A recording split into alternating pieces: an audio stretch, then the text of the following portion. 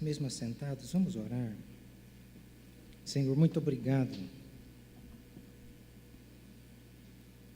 porque Tu enviastes o Teu Filho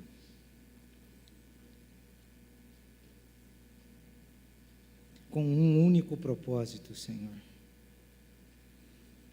Enviastes o Teu Filho para morrer pelos meus pecados, pelos pecados daqueles que haveriam de crer em Sua palavra e na encarnação do Deus que se fez homem. E nós Te agradecemos por isso, Pai, pelo Teu grande e imenso amor demonstrado naquela cruz do Calvário. E Te pedimos nessa noite que o Santo Espírito do Senhor venha falar conosco. Nos ajude, Senhor, a viver retamente a fé que professamos. Ajuda-nos a praticar piedosamente o amor desprendido a nós naquela cruz pelo Seu Filho amado. Nesse momento, aquieta o nosso coração. Nesse momento, traz a revelação da Tua palavra e coloca em nós o temor e o tremor. Aquieta-nos nesse momento. Leva a nossa mente cativa. Não permita que a semente caia em lugar onde não produza. Que o nosso coração não seja esse tipo de solo. Ajuda-nos, Espírito Santo. Seja glorificado nessa noite, Jesus. Fala conosco. É o que Te pedimos, com o perdão dos pecados, em nome de Jesus. Amém. Nós vamos sequenciar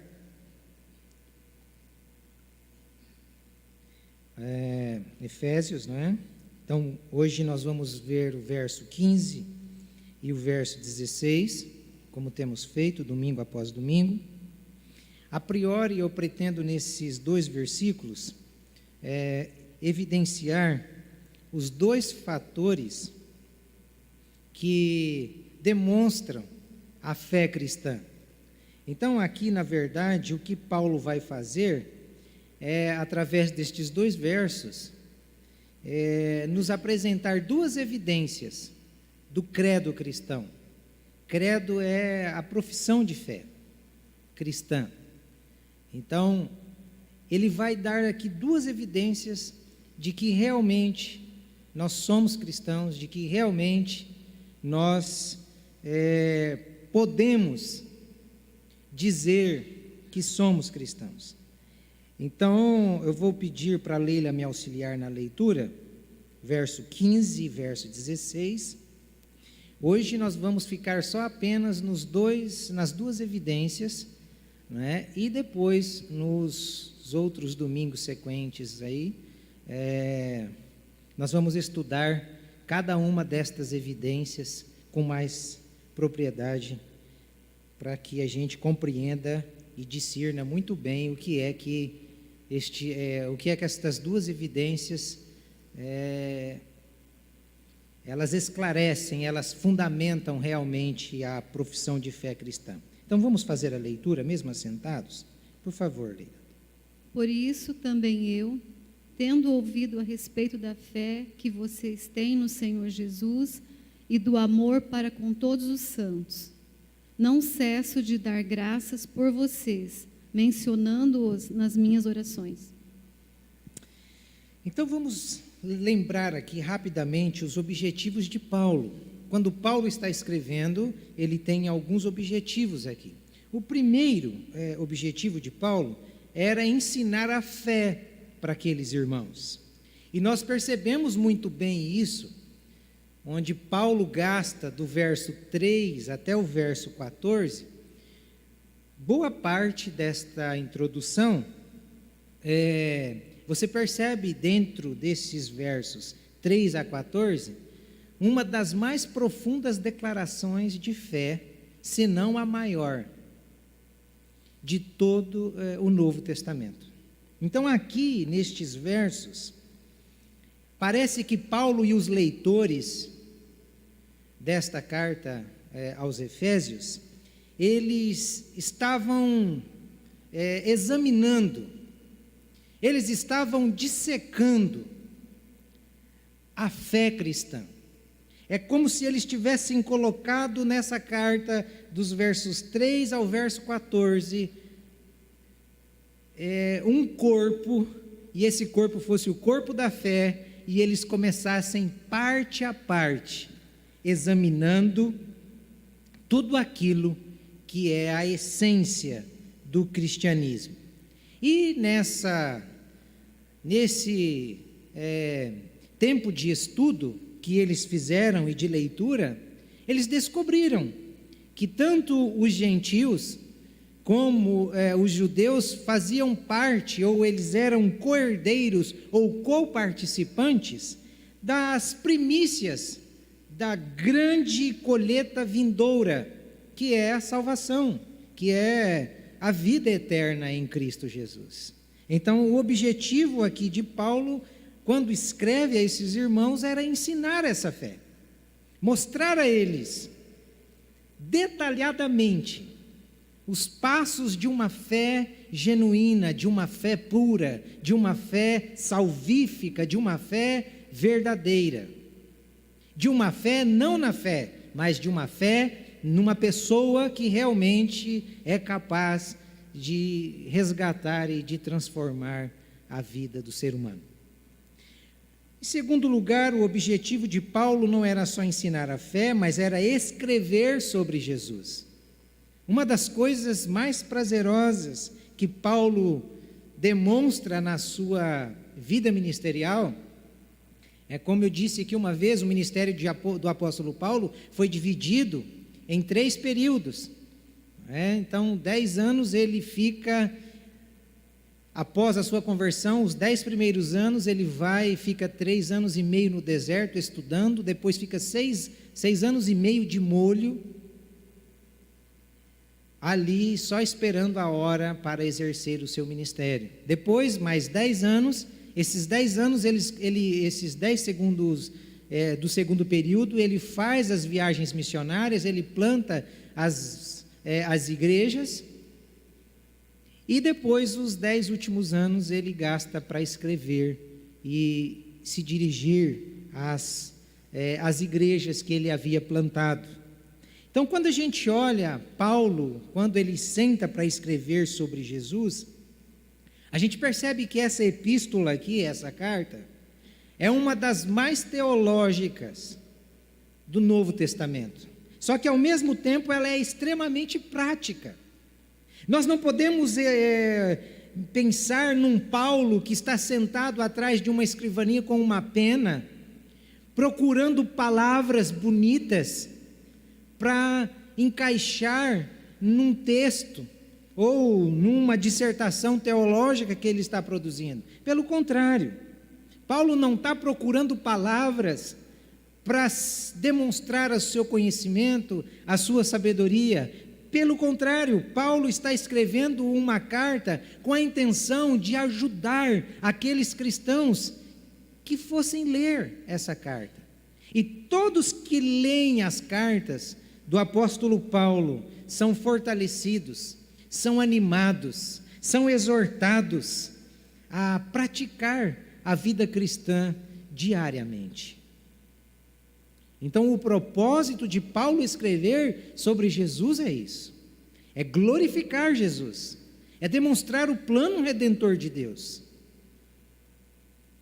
Em terceiro lugar, a gente percebe que Paulo gasta um bom tempo explicando a sua alegria de servir a Jesus, uma alegria de vivenciar a fé em Jesus, uma alegria de escrever sobre Jesus. E, ao mesmo tempo deste momento de alegria, a gente deve trazer em mente que, quando ele está escrevendo essa carta, ele tinha motivos para estar triste, porque ele está preso. E como que alguém preso, injustamente, pode se alegrar? E ele vai apresentar algumas razões de sua alegria aqui. Primeiro, ele sabia porque estava preso, ao ponto de dizer: eu estou preso por causa de Cristo. Então é como se ele estivesse dizendo: a minha consciência está limpa, eu não estou preso porque eu cometi algum delito, eu estou preso porque eu sirvo a Jesus e sirvo com integridade, eu sirvo Jesus por inteiro, eu sirvo Jesus com o meu pensamento, com o meu coração e com a minha vida. Por isso que eu estou preso. Esse era o motivo para ele se alegrar. O motivo que dentro da cadeia ele se alegrava. Só que, e fora, ele vai demonstrar e vai explicar a sua alegria, mesmo estando preso. Vocês perceberam no texto que ele ora com muita alegria pelos efésios. Que coisa fantástica! A oração dele era uma oração de alegria, porque aqueles irmãos de Éfeso, da igreja de Éfeso, eles pertenciam ao corpo de Cristo, eles faziam parte do plano redentor. É por isso que ele está alegre. Ele está alegre porque o plano redentor, antes limitado aos judeus, agora estava aberto para a inserção de gentios. Paulo está se alegrando e orando porque aquelas pessoas também faziam parte do reino glorioso e eterno. E como nós percebemos, essa oração, ela está dividida em duas etapas. Verso 15, verso 16, e do verso 17 ao verso 21. Paulo divide a sua oração em duas etapas. É como se ele estivesse deixando um modelo para a gente orar. Você já parou para orar, e aí, na hora que você dobra o seu joelho, você começa a falar, e você ora ali, parece que 5 minutos, já acabou tudo que tinha para orar? Já aconteceu isso com você? Sim, né? Porque comigo já, várias vezes. E a gente fica procurando motivos para orar. Agora, quando a gente olha para a oração de Paulo, se nós seguirmos esse modelo, nós vamos ficar horas e horas orando. Por isso que essa oração está dividida em duas etapas. A primeira etapa qual é? Dar graças. Vocês percebem isso no verso 15 e verso 16. Eu oro dando graças a Deus por vocês. Eu não sei se notaram, se vocês perceberam, mas essa primeira etapa ela é muito significativa. Ela tem muita propriedade. Porque nessa primeira etapa, a ação de graças de Paulo, a oração de gratidão a Deus feita por Paulo em favor daqueles irmãos de Éfeso, não era porque eles estavam experimentando na igreja curas. Paulo não está orando e agradecendo a Deus porque os irmãos de Éfeso eram pobres e agora estavam ficando ricos. Paulo não está orando e agradecendo a Deus pelos irmãos da igreja de Éfeso porque os sonhos que eles tinham estavam sendo realizados. Não, pelo contrário, esse pessoal aqui, quando se dizia cristão, os bens eram confiscados. Bem diferente de hoje. Então, percebem como que é tão significativo. Paulo não está dando graças a Deus porque os irmãos e os possíveis novos membros que estavam chegando à igreja estavam se dando bem na vida. Paulo estava dando graças a Deus porque os irmãos da igreja de Éfeso e os novos membros que se achegavam eram pessoas que iriam morar no céu. Por isso que ele está dando graças a Deus. Então, quando a gente for orar e começar a faltar palavras, vamos dividir a nossa oração. Vamos começar a dar graças a Deus pelos nossos irmãos que estão sentados ao nosso lado. Porque eles vão morar no céu, porque Deus os iluminou, porque Deus os atraiu. Você já parou para pensar quantas pessoas que você conhece, que faz parte da fé e que vai morar no céu e que às vezes nós gastamos tempo para até falar mal? Vamos inverter. Vamos gastar o tempo para dar graças a Deus pelo irmão que foi iluminado por Deus, que também foi alcançado por Jesus e que também vai morar no mesmo céu que eu e que você.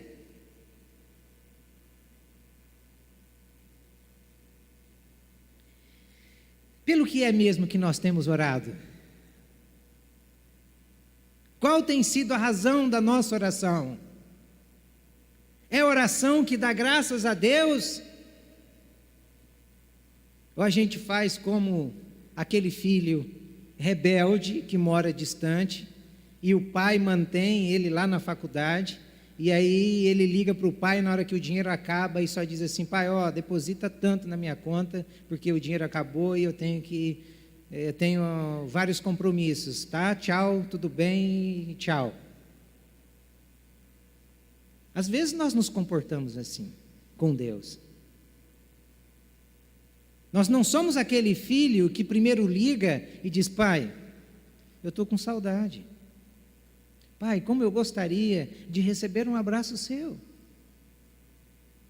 Pai, o Senhor é importante para mim. Sem a sua pessoa, sem a sua presença, eu me sinto vulnerável, incapaz, solitário. Pai, eu quero te agradecer porque o Senhor me fez seu filho e eu sou seu filho. Quando a gente começa orando assim, esse desejo egoísta, eu não sei se é essa palavra, pidão, mas esse sentimento mesquinho de pedir, ele vai sendo sufocado pelo gesto de gratidão. Então, pelo que é, ou como que é mesmo que temos orado? Então, Paulo está nos ensinando a fazer das nossas orações um momento primeiro de graças, de dar graças a Deus. Paulo está mostrando aqui para nós que nada deve alegrar mais o coração de um cristão, porque nada alegrava mais o coração de Paulo do que ele saber que mais uma pessoa havia sido alcançada por Jesus. Nós nos alegramos, sabe com quê, irmãos? Com um carro. Nós nos alegramos com os adolescentes, com uma namorada, com um namorado, uma pessoa que está querendo casar, com um noivo. Nós nos alegramos com as coisas dessa terra. Mas Paulo está fazendo o caminho inverso. A alegria de Paulo era em saber que mais um irmão havia se rendido a Cristo, mais um irmão havia sido alcançado por Jesus. Aquela igreja de Éfeso estava operante, ela estava realmente testemunhando e alcançando e fazendo o propósito pelo qual havia sido plantada, alcançar vidas e transformá-las. O que tem alegrado o nosso coração? E você percebe que a Bíblia é muito clara. O que deixa Deus alegre, o que faz o céu ficar em festa, não é quando a gente se dá bem na vida, não é quando a gente prospera, não é quando a gente realiza o sonho. O que faz o céu ficar em festa, o próprio Jesus diz, é quando um pecador se arrepende de seus pecados. E nós temos feito o quê? Nós temos conduzido os pecadores ao arrependimento, pregando a palavra de Deus, a verdadeira palavra de Deus, o evangelho puro e genuíno do nosso Senhor Jesus Cristo. Não, nós temos nos alegrado em correr atrás das coisas desse mundo e conseguir, e amontoar. E nós nos esquecemos que um dia, como ele disse, aquele homem da parábola, louco, hoje pedirão a tua alma, e que tu tens preparado. Aquele homem estava construindo novos celeiros, porque ele produziu, angariou muitos bens, que ele já não sabia mais o que fazer. Deus não se alegra com aquilo que a nossa carne se alegra. Deus se alegra quando nós, como filhos, cumprimos a missão pela qual Ele nos resgatou. Hoje o Paulo deu uma excelente aula aqui pela manhã, Paulinho. Quando em um momento da aula ele disse que nós estamos preocupados em buscar profissões, ou somos valorizados pela profissão que temos.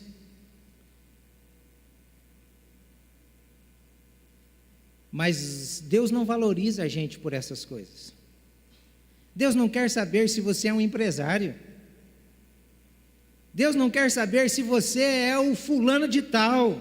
Isso é lixo, é como diz Paulo. Quando Paulo olhava para ele mesmo, no judaísmo, ele dizia que era fariseu de fariseu, era da tribo de Benjamim, a tribo de onde saiu o primeiro rei da nação. É como se ele dissesse, na minha veia corre sangue azul, mas isso aí também não serve de nada. E no final de todo o seu histórico, ele diz, olha, tudo isso eu considero como esterco, porque não serve de nada. E é duro, irmãos, mas nós somos uma geração e uma igreja cega.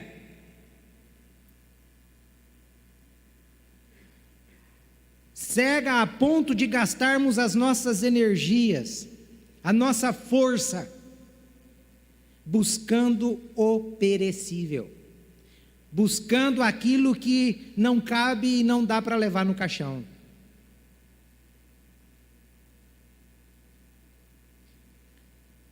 Somos pobres e miseráveis diante de Deus, quando nós não nos entregamos a Ele para cumprir realmente com a missão pela qual Ele nos chamou. Lá onde nós estamos plantados, na profissão que você exerce, nós precisamos fazer a diferença lá. E anunciar e se alegrar com vidas que também venham a se converter e a serem alcançadas por Jesus. Num segundo momento, Paulo vai fazer as petições, que são dos versos 17 ao verso 21, e estes versos, essas petições, nós vamos estudá-las detalhadamente quando chegarmos nestes versos. Mas um panorama geral.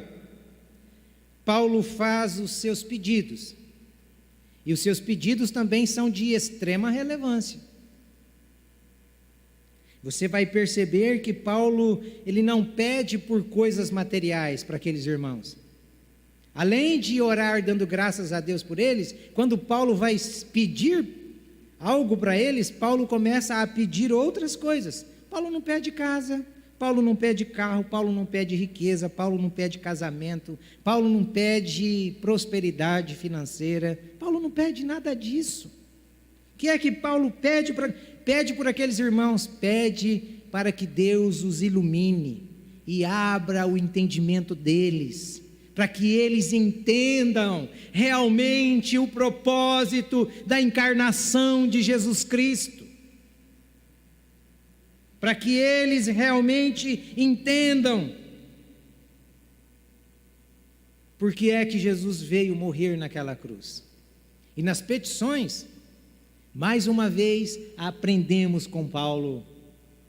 Ele não fica pedindo e se concentra numa oração que olha para o seu umbigo. Ele não fica pedindo nada para si.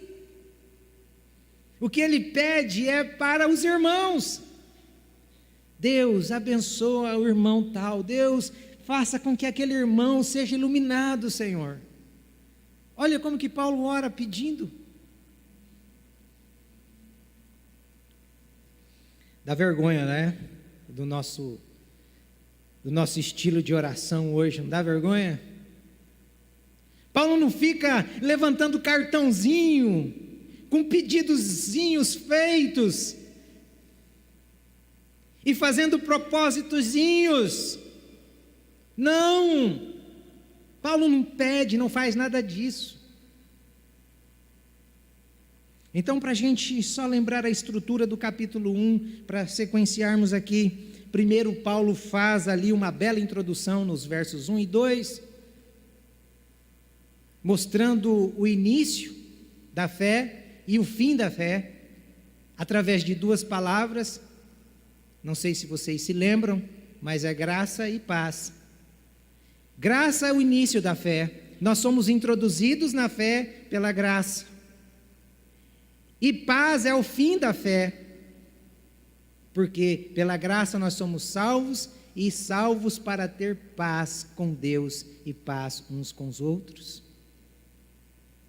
Após a bela introdução, do verso 3 ao verso 14, ele faz essa profunda declaração de fé, que nós já estudamos passo a passo.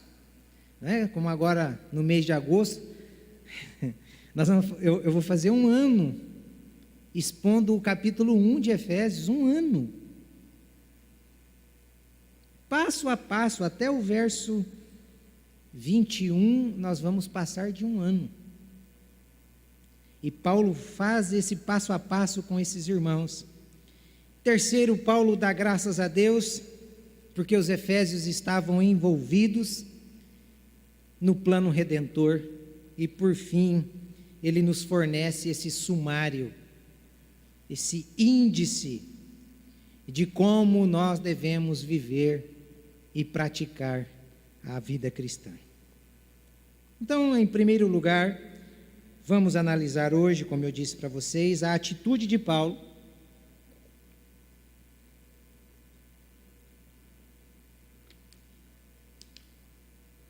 A atitude de Paulo, e nos próximos domingos vamos pegar as duas evidências demonstradas aqui e estudar uma a uma com mais profundidade. Então, para relembrar, lê para a gente o texto, Leila. Por isso também eu, tendo ouvido a respeito da fé que vocês têm no Senhor Jesus e do amor para com todos os santos, não cesso de dar graças por vocês, mencionando-os nas minhas orações. Quando você lê esse texto, quando eu li, alguns questionamentos surgiram a mim. O primeiro deles, eu não sei se você já se perguntou quando acabamos de ler aqui pela segunda vez. Como é que Paulo soube que essas pessoas realmente eram cristãs? Não cesso de dar graças a Deus por vocês, pela fé que vocês têm em Cristo Jesus. Como que Paulo soube? que essas pessoas eram cristãs? Apesar da resposta ser óbvia, o próprio texto ele é tão didático que ele mesmo responde como é que Paulo soube. Na primeira linha do texto diz: tendo ouvido a respeito da fé que vocês têm. A resposta é óbvia. Paulo soube porque alguém falou a ele. Agora, um outro questionamento surge aqui para mim. O que realmente Paulo ouviu acerca desses irmãos que o convenceu de que realmente eles eram cristãos?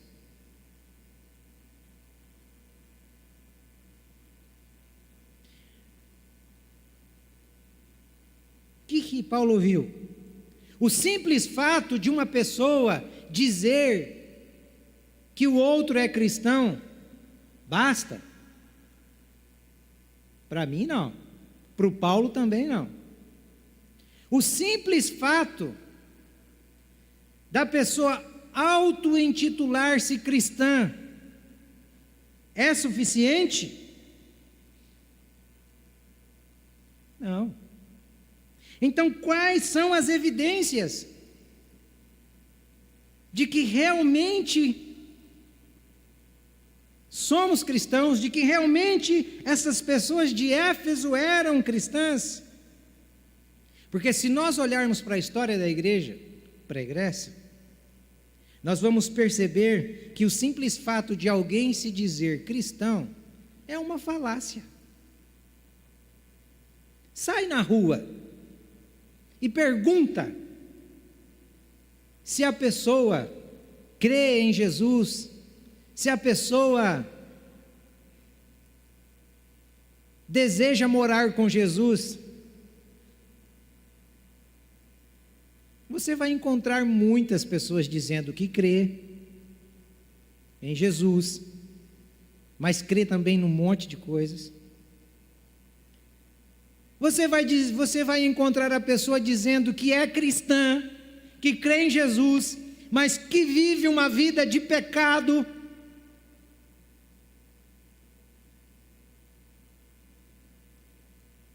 É adúltero, é beberrão, é caloteiro, é roubador, é mentiroso.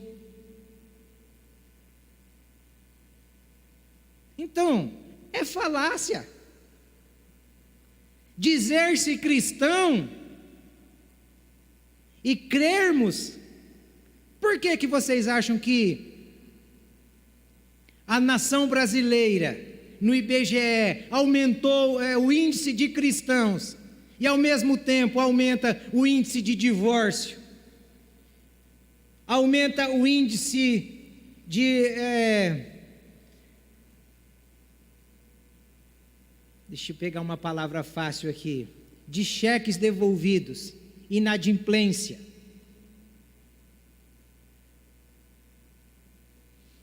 Você olha para aquela bancada evangélica mais corrupta, mais ratazana.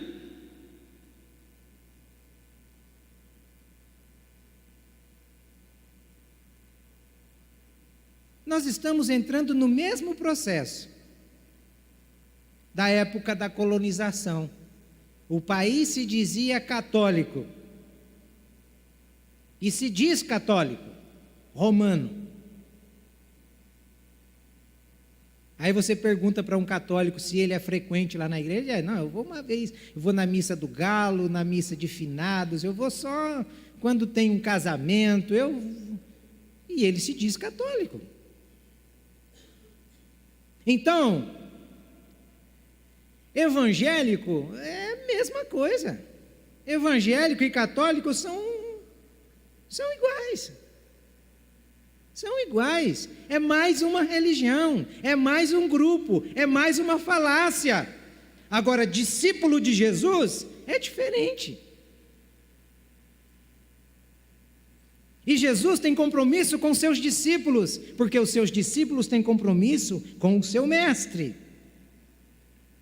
Então, quando nós olhamos para a igreja pregressa, a gente vai perceber que o simples fato de uma pessoa, por exemplo, se eu precisar de um serviço de alguém, e essa pessoa chega a mim e diz, olha, eu sou cristã, eu já fico pensando, vai me dar problema. Vai me dar problema.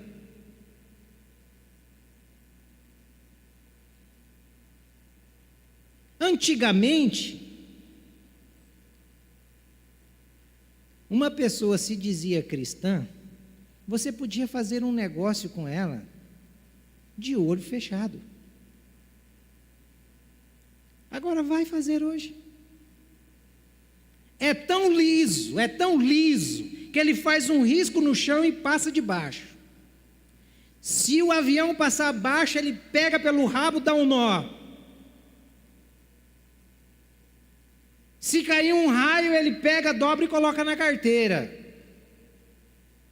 É evangélico. É evangélico. Mas discípulo de Jesus, não. Não é discípulo de Jesus. A Bíblia fala de Alexandre Latueiro. A Bíblia fala do Demas, que era amigo de Paulo. Começou bem a carreira cristã. Estava caminhando firme na fé. A Bíblia fala de Judas. Judas era tão evangélico, mas tão evangélico, que ele recebe poder. Quando você lê Mateus capítulo 10, quando Jesus comissiona os discípulos, Jesus dá poder aos 12, para que eles expulsassem demônios, para que eles fizessem curas, para que eles realizassem sinais e prodígios. E você os vê voltando cheios de alegria, porque os demônios se submetiam ao nome de Jesus na boca deles. E Judas, como um bom evangélico, acaba que jeito? Traindo Jesus.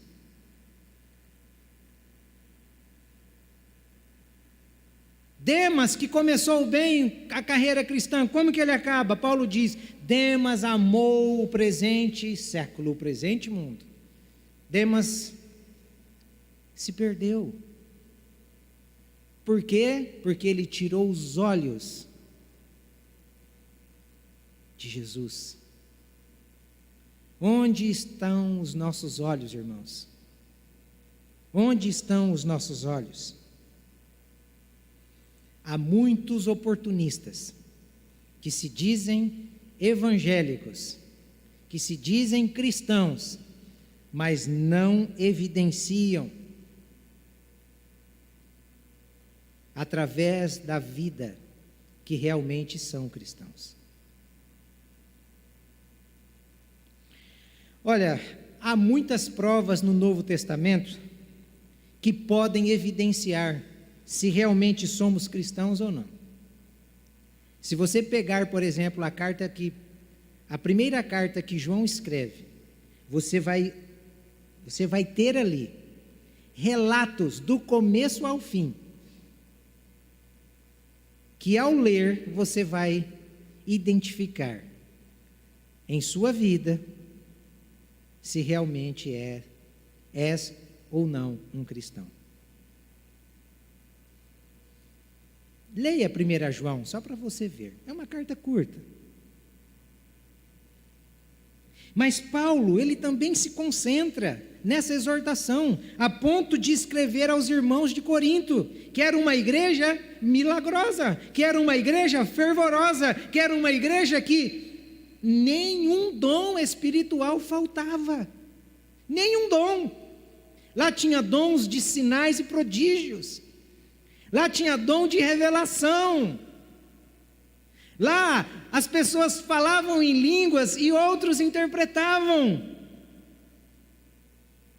Era uma igreja que, no nosso conceito, era a igreja perfeita. Era a igreja que desejamos, a igreja de poder. E como é que Paulo escreve para eles no capítulo 3? Eu queria falar a vocês como gente grande, mas eu não posso, porque vocês são crianças, vocês são carnais, então eu tenho que dar leite a vocês. Que tristeza!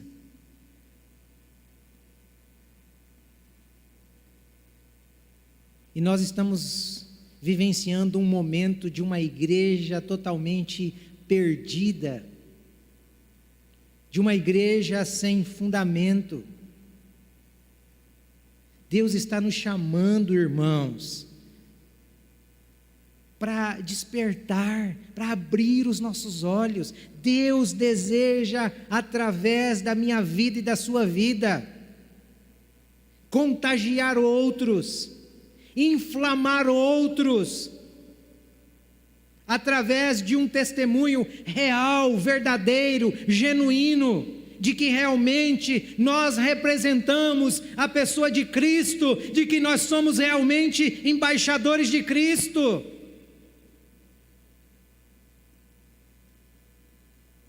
Por isso que Paulo escreve, 2 Coríntios capítulo 13, verso 5, desta forma, prestem atenção. Examinem-se para ver se vocês estão na fé. Provem a vocês mesmos. Não percebem que Cristo Jesus está em vocês, a não ser que tenham sido reprovados. Examinem-se, provem-se. Como que nós nos examinamos e como que nós nos provamos? A partir da vida de outro. E sempre a gente pega um que está pior do que a gente, porque nós somos canalhas. Me perdoem a expressão, mas é bem isso mesmo. Nós somos canalhas, nós, eu e você. Nós pegamos o que está pior do que a gente, e a gente diz, não, mas olha lá, o fulano de tal, ele é até pastor. Olha lá o fulano de tal, ele canta lá na frente.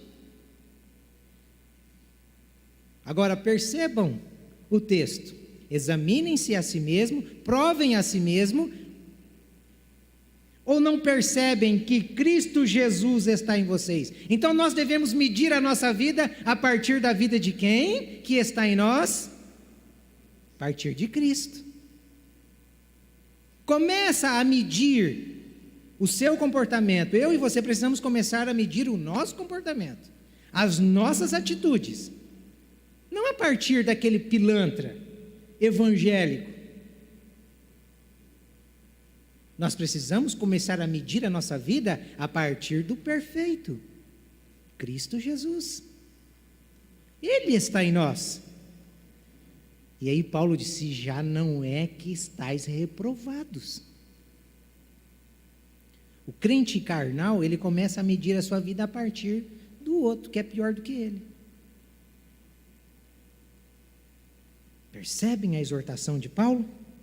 Então, o Novo Testamento é cheio de exortações similares a estas aqui. Mas Paulo, no nosso texto, ele vai reduzir as evidências da nossa confissão de fé a duas. É só a gente gastar um pouquinho de tempo e atenção nos versos 15 e 16. Porque se estas evidências, duas apenas, eu gosto muito de Paulo, porque Paulo ele traz um resumão. Então, se estas duas evidências não forem fornecidas, nós não somos discípulos. Nós podemos ser evangélicos, membros até da igreja, visível, não da invisível. Quais são? Paulo vai apresentar as duas evidências aqui. A primeira é fé. Fé. E domingo que vem, aí nós vamos ver quem é que tem fé mesmo, que o bicho vai pegar. Domingo que vem, nós vamos entrar nesse assunto de fé aqui de uma outra maneira. Então eu já quero dizer a você, traga um amigo, ore por ele essa semana, mas ore bastante. Ore e convide uma pessoa que não é ainda cristã. Traga essa pessoa, coloque ela do seu lado. Comece essa semana dando graças a Deus pela vida dessa pessoa e peça a iluminação do Espírito Santo para que revele o Evangelho ao coração dessa pessoa e para que ela entenda realmente o que é fé. E Paulo diz aqui no verso 15 que ele tinha certeza que esses irmãos tinham fé. Olha, irmãos,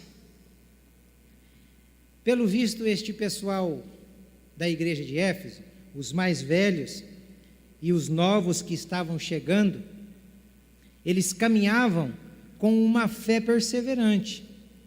Não tinham ali no meio deles aquele pessoal de uma fé emocional, uma fé que precisa sentir alguma coisa. Não tinha. A fé desse pessoal era uma fé real, vibrante, disposta a perder, a morrer, disposta a ir às últimas consequências por Jesus, por amor a Jesus. Diferentemente da fé que existe hoje dentro da igreja pós-moderna. Você provavelmente já deve ter conhecido pessoas que começaram a caminhada com você. Eu mesmo já tive o desprazer, a tristeza de batizar pessoas que começaram bem a caminhada da fé,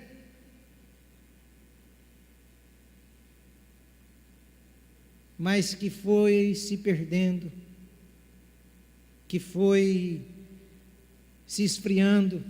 Parece que o batismo fez mal. Parece que a caminhada se tornou tão pesada que a pessoa, além de se esfriar, se torna um ferrenho opositor à fé. Teve uma vez aqui que eu fui fazer uma visita na casa de uma pessoa que era membro da igreja. Peguei um diácono, fui com ele. Não vou mencionar o nome do diácono para não ligar a pessoa. E aí cheguei lá e disse: meu irmão, o que está acontecendo? Ele disse: rapaz, esse negócio aí de Bíblia, de Deus, Bíblia foi escrita por homem, rapaz, eu estou fora disso aí. Eu olhei para ele: mas meu irmão, Deus queria se comunicar com homens, e ele precisava usar homens para escrever, ou você queria que ele usasse um jumento para escrever uma Bíblia? E a pessoa se tornou um ferrenho opositor à fé cristã. Hoje ele não acredita em mais nada. Aí me faz lembrar de Demas. Amou o presente mundo, começou bem a carreira.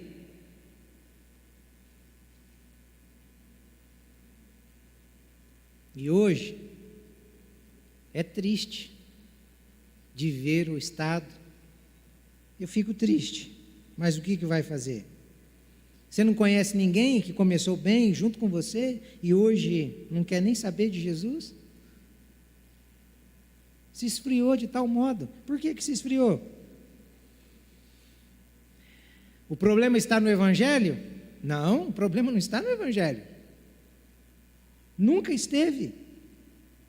Por isso que Jesus contou a parábola do semeador, Mateus 13, do verso 3 ao verso 8.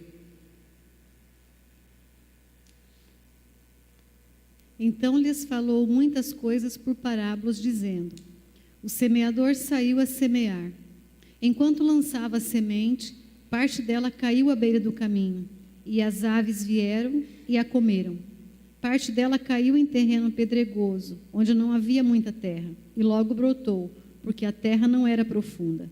Mas quando saiu o sol, as plantas se queimaram e secaram, porque não tinha raiz. Outra parte caiu entre espinhos, que cresceram e sufocaram as plantas. Outra ainda caiu em boa terra, deu boa colheita, a 100, 60 e 30 por 1. E Jesus explica essa parábola lá embaixo, nesse mesmo capítulo, e ele vai dizer que à beira do caminho, a semente que caiu à beira do caminho, é aquele tipo de gente que entra na igreja, ouve, ele até compreende, mas quando ele sai, o maligno vem e rouba a semente. Esse é o que caiu a semente na beira do caminho. Ele vai dizer que o solo rochoso é aquele tipo de gente que ele quer servir a Jesus para extrair de Jesus os benefícios e as necessidades básicas que ele tem. Então, quando vem a angústia, a perseguição, o sofrimento, o que ele faz? Jesus não o atendeu, então ele deixa, ele abandona a fé. Você conhece gente assim? Eu conheço bastante. Aquele que caiu entre os espinhos são aqueles que ouvem, entendem, compreendem o Evangelho, mas a preocupação deles é com o mundo. Eles querem ganhar, eles necessitam angariar, eles necessitam de uma segurança terrena, e eles gastam as suas forças, as suas energias em busca disso, e o amor por estas coisas sufocam. Ele já não se envolve mais com a Bíblia, com a oração, com a igreja. Igreja para quê? A gente vê lá de casa, na internet. A gente não precisa mais de igreja. A gente pode fazer o que bem quiser. Vamos curtir a vida, porque nós temos fé em Jesus, e Jesus nos abençoou. Vamos aproveitar as bênçãos que Ele nos deu. É gente assim. Começou bem, mas o espinho é esse amor pelo mundo, pelas coisas do mundo. E Jesus fala do solo bom. O solo bom são aqueles que ouvem, compreendem, e aqueles que praticam, aqueles que frutificam. Quando você olha para a sua vida, quando eu olho para a minha vida, eu preciso saber que tipo de solo eu tenho sido. Eu tenho frutificado?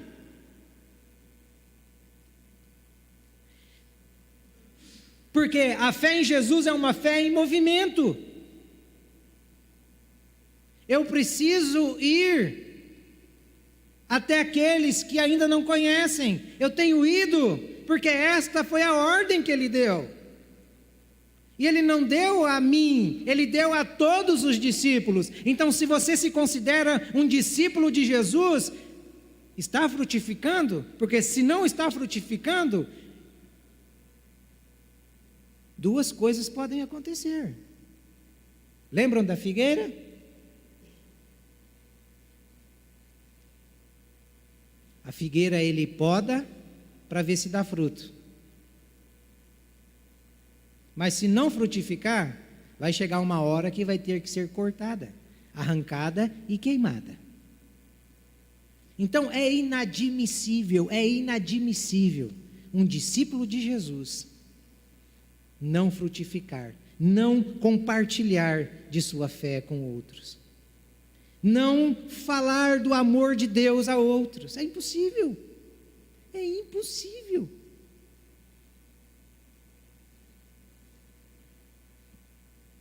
E a outra evidência é o amor. E aí, essa parte do amor com mais propriedade no primeiro domingo de agosto. Então, Paulo ouviu da fé que eles tinham e do amor que eles tinham. Como vemos, os irmãos de Éfeso, eles praticavam uma fé. De que modo? Se amando e se cuidando. E Paulo vai contrariar aqui todos aqueles que dizem que ele divorcia fé de obras. Ele não está divorciando fé de obras. Em nenhum momento das Escrituras ele divorcia isso. Pelo contrário, ele coloca numa ordem. Primeiro a fé, depois as obras. Que não adianta a obra acima da fé. Primeiro é a fé. Fé naquele que nos leva a produzir boas obras. Fé naquele que produz o amor dele em nós, para que possamos amar aqueles que estão à nossa volta. Então, quando a gente olha aqui, Paulo vai contrariar. Basta a gente lembrar de 1 Coríntios capítulo 13, onde ele diz para aqueles irmãos: olha, ainda que vocês conseguissem falar todas as línguas dos homens, ainda que vocês conseguissem falar a língua dos anjos,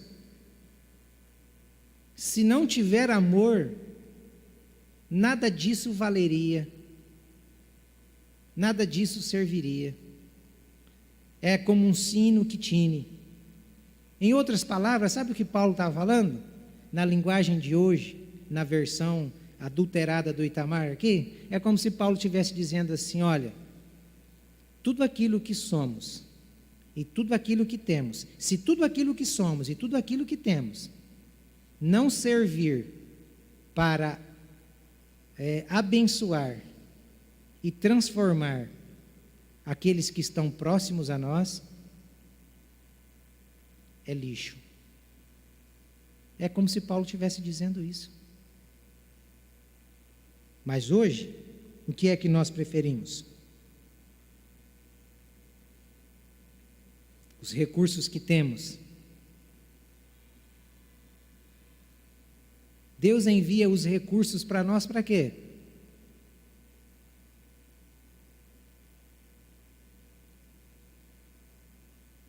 Para quê? Então, olha o que Paulo, casado com Tiago, a Bíblia é uma só, a gente percebe aqui, Tiago dizendo, no capítulo 2, verso 20 e 21. Seu tolo, você quer ter certeza de que a fé sem obras é inútil? Por acaso não foi pelas obras que Abraão, o nosso pai, foi justificado quando ofereceu o seu filho Isaque sobre o altar? Percebam, obra tem que ser movida pela fé. Obra, aqui que Tiago está dizendo, é o amor. Amor a Deus a ponto de dar aquilo que a gente mais ama. O que justificou o Abraão foi a obra. Que obra? A obra da fé. A fé que ele tinha em Deus era tamanha que ele amou mais a Deus do que o seu próprio filho. A obra que justificou Abraão é a obra da atitude. A fé em Jesus precisa nos levar a amar a Deus de tal modo que a gente dê a Ele o que a gente mais ama. E como nós nos amamos, né, irmãos? Como nós nos amamos. Nós nos amamos demais. O grande problema é que nós não nos damos realmente a Deus. Então, Paulo e Tiago estão gritando a nós: se deem, porque essa é a obra que Deus quer fazer, nos tornar semelhantes ao Filho. Esse é o grande conflito para nós. Então, o simples fato de pensarmos que somos cristãos, ou o simples fato de dizerem acerca de nós que somos cristãos, não basta. Estas duas provas têm que ser evidenciadas: fé e amor. Fé e amor. Joga estas duas coisas nos recursos que vêm até nós. E aí saberemos se realmente somos cristãos ou não. Nós gostamos de usar os nossos recursos para viajar. Uma boa viagem Viagem é bom, passeio é bom, nós gostamos. Quem não gosta de viajar e de passear?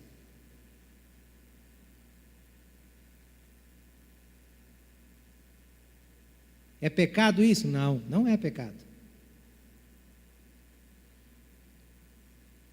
Agora, temos a mesma coragem, a mesma disponibilidade, o mesmo prazer em gastar melhor. Tire esse gastar, em investir na vida daquela pessoa que a gente percebe que realmente precisa e que carece. E às vezes temos o recurso.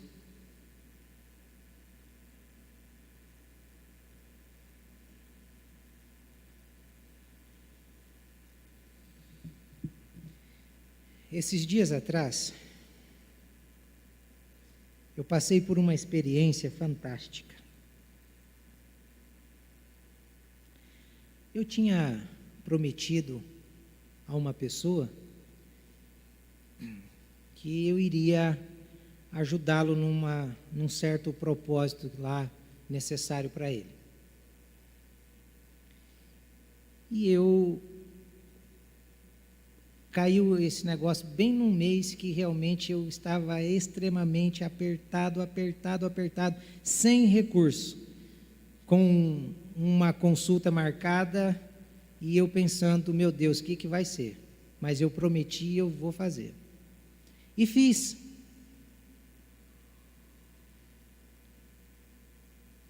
E de repente, o negócio mudou totalmente. A consulta que era para ser em um lugar foi transferida para outro lugar e um irmão daqui da igreja me ligou um dia e disse, tá marcado lá e já foi feita a transferência. E foi exatamente a quantia que eu havia passado para aquele irmão que carecia daquele momento, daquele valor.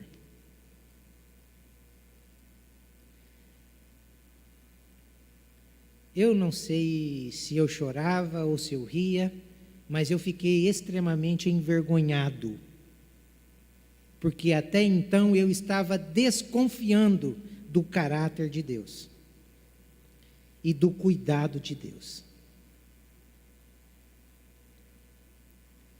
Deus cuida. Deus cuida. Cuida nos mínimos detalhes. Eu fiquei feliz, aquele irmão ficou feliz, e tenho certeza que o que me ajudou também está muito feliz. Você vê como que é uma corrente esse negócio? Essa pirâmide não cai, porque quem está debaixo dela é Cristo.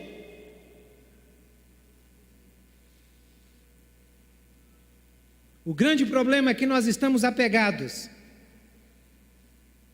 E Deus está nos chamando a desapegar. Desapegue. Desapegue. E você vai experimentar a provisão de Deus, o cuidado de Deus.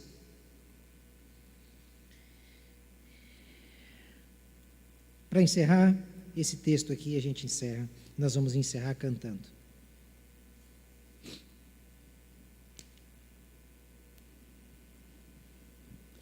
Portanto, vigiem, porque vocês não sabem o dia nem a hora.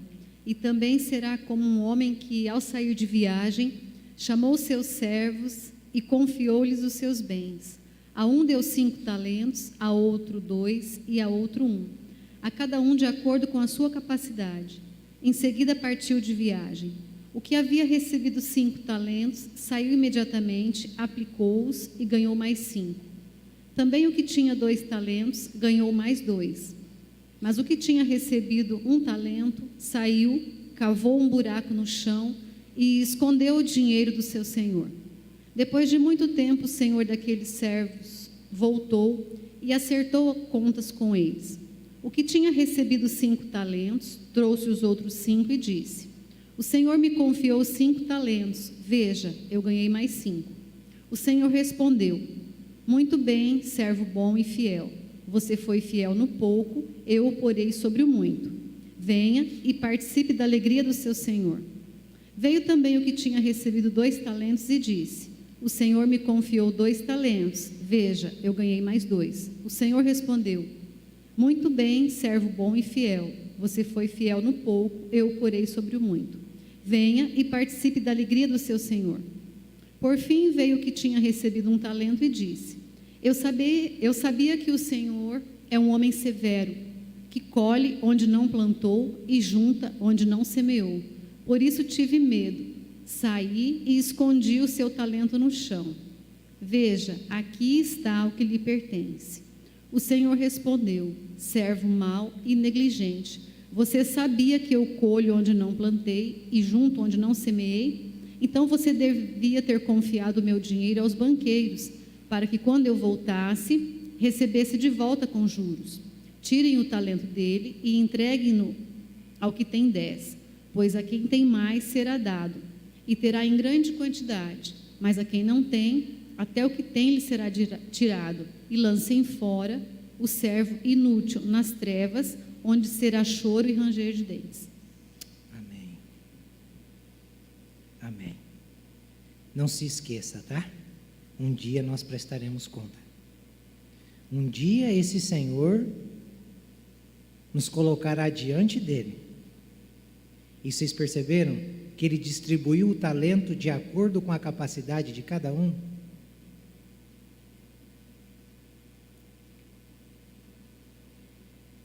Então, o julgamento de Deus, ele vai acontecer nesta proporção. Deus talvez não chamou a Vanusa não deu aí o talento para a Vanusa para ela pregar para uma multidão, mas talvez chamou para interceder. Então, interceda. Invista o seu dom, o seu talento naquilo que Deus colocou. Talvez Deus não o chamou para ser um empresário, mas para ser um excelente funcionário. E através do seu testemunho lá naquela empresa, você levar outros a Jesus. Seja isso. Talvez você tinha um desejo ardente em ser uma missionária, e hoje talvez você tenha aí 3 filhos, 2 filhos, 1 filho. Deus não vai cobrar de você porque você não foi fazer a missão, mas Ele vai cobrar de você realmente o plano e o propósito que Ele tinha para você. E talvez o plano e o propósito que Ele tem para você é que você seja uma mãe que influencie os seus filhos, para que através da influência que você gere neles, eles consigam ganhar muito mais pessoas a Cristo do que você poderia ganhar. Sabe qual é o segredo dessa parábola? É nós procurarmos de Deus o plano que Ele tem para nós. Qual a vontade dEle para nós? E descobrindo a vontade dEle para nós, cumprirmos realmente e fielmente. Deus te fez próspero.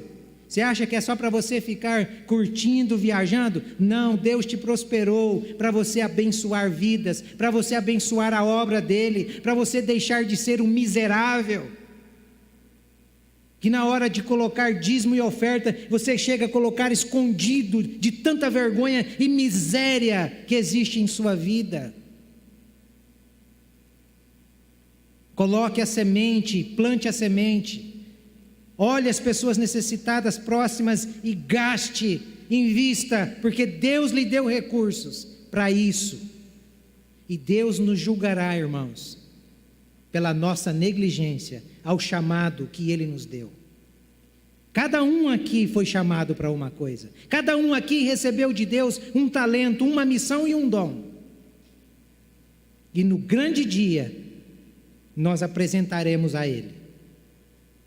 E tomara que Ele não ouça. E tomara que nós não venhamos a ouvir da boca dEle, servo mau e fiel. Vamos terminar cantando. Que Deus tenha misericórdia de nós. E durante essa semana, eu peço a você, ore por uma pessoa que não é cristã. Vamos nos colocar em pé e tente convidá-la para vir. Ore, interceda. Peça ao Senhor que abra o entendimento dela. E que possamos fazer isso, irmãos, porque esse é o propósito pelo qual Deus nos chamou. Pai, em nome de Jesus, nós te agradecemos por essa noite e rogamos que o teu nome, que a tua graça, que o teu amor, que a tua misericórdia, que o Espírito do Senhor desperte em nós a vontade do Senhor para nós e que possamos cumprir cabalmente, fielmente a missão que o Senhor nos deu. Não importa se é com 1 talento, se é com 5, o que importa, nos ajude a cumprir e a multiplicar e a fazer bem feito aquilo que o Senhor nos chamou para fazer. É isso que te pedimos, em nome de Jesus. Amém. Após o louvor, você cumprimenta as pessoas próximas e tenham todos uma excelente semana.